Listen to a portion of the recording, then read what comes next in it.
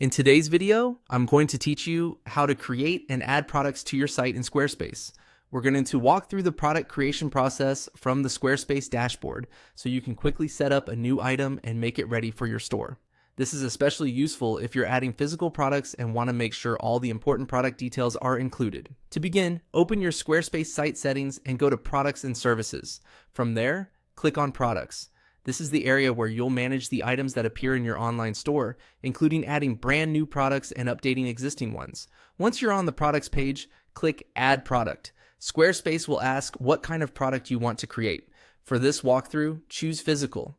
This option is used for products that need to be shipped to customers, so it's the right choice for tangible items like clothing, accessories, home goods, or packaged products. Now you can start filling in the product details. First, enter the product name. Make this clear and specific, since it's one of the first things customers will see. After that, type the description. This is where you explain what the product is, what makes it useful, and any important details a buyer should know before purchasing. Next, click Add Images to upload your product photos. Good images can make a big difference, so choose photos that clearly show the item from helpful angles. Make sure the images are clean, well lit, and relevant to what the customer will receive. After the images are in place, add the price. This tells Squarespace how much to charge for the item and ensures it displays properly on your storefront. Then add the SKU, which is your stock keeping unit.